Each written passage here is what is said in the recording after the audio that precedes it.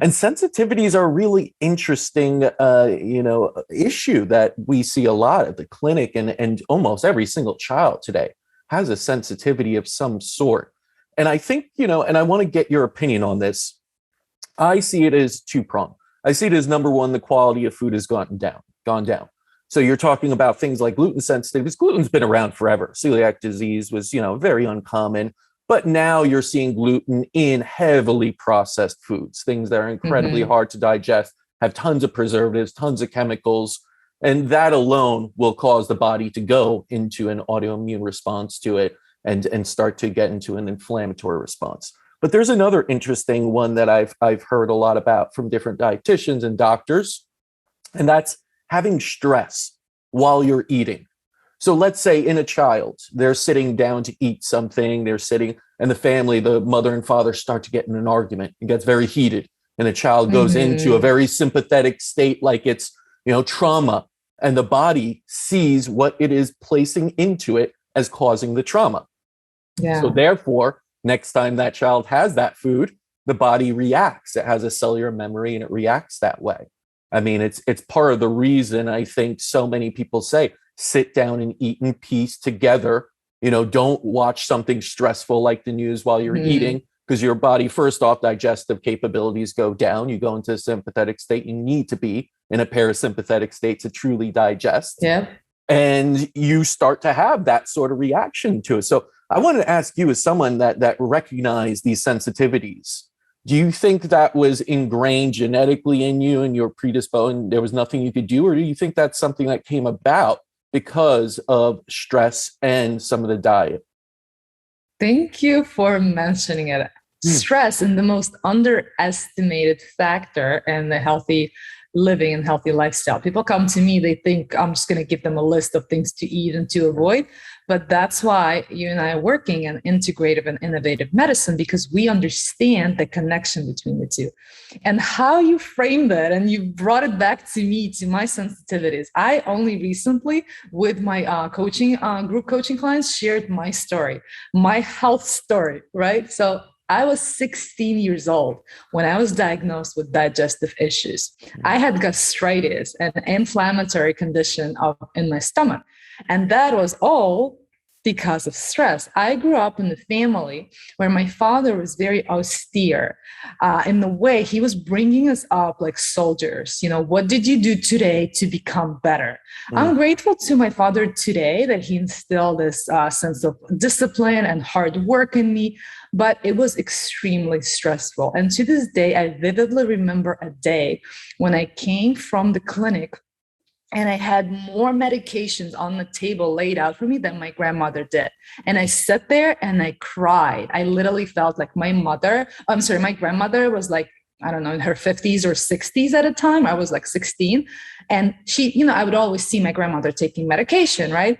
And I was like, oh my God, like I have more than she does, because I was so confused. There's the one medication that I had to take before food, one that I had to take like before I go to bed, one after food. There's all this. And I was looking, I was whipping and I was crying. I was like, I don't want it. Why is this happening to me? Right.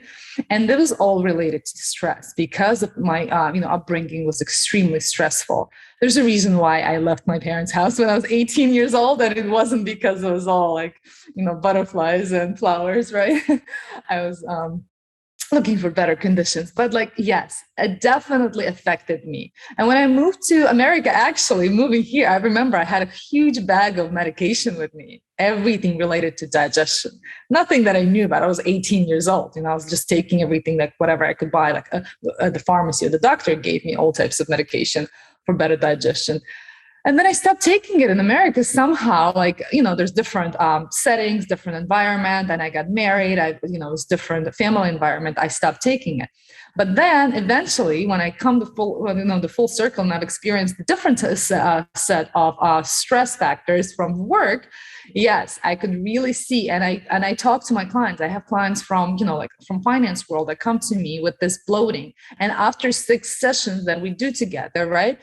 even there they realize it, and I talk to them about mindful eating, right? This practice of mindful eating. I'm a yoga instructor and I practice meditation, but the point of it is to bring it with you and create this mindful living, right? Don't just like same thing with exercise. The point of exercise is not just like carve out like 1 hour a day to exercise and just sit for the rest like 9 hours, right? And same thing with meditation. Just because you meditate 20 minutes in this peaceful, beautiful corner, it doesn't mean you solve all your problems if all day, every day you're yelling and you're like in the fight or flight response, right? So bringing this into your lifestyle and creating this mindful living and mindful eating is one of the aspects that I talk to my clients, and a lot of them do see the difference when they implement it. And some of the digestive issues, such as bloating, a lot of people think they want to lose weight, but they need to get rid of the bloating, right? And that has a lot to do with mindful eating and how people eat, when they eat too fast and when their mind is racing, when they're just swallow or don't have time to eat and then binge eat at night. All these things, when we create more balance between our mind and body, there's so many issues that go away. And same thing with sensitivities. Yes, our body just goes into autoimmune response with all the chemicals that in our food right now, with all the food manufacturing that's being created for profit, not for our health, despite what the marketing label on it says, right? It's good for you and enriched with vitamin D, all these popsicles and all the crappy cereals, right? That some people still buy for their kids. And number two is, it's the stress and how people are now treating food, how food consumption has become, a source of either entertainment or maybe like for some people, it's either bothersome.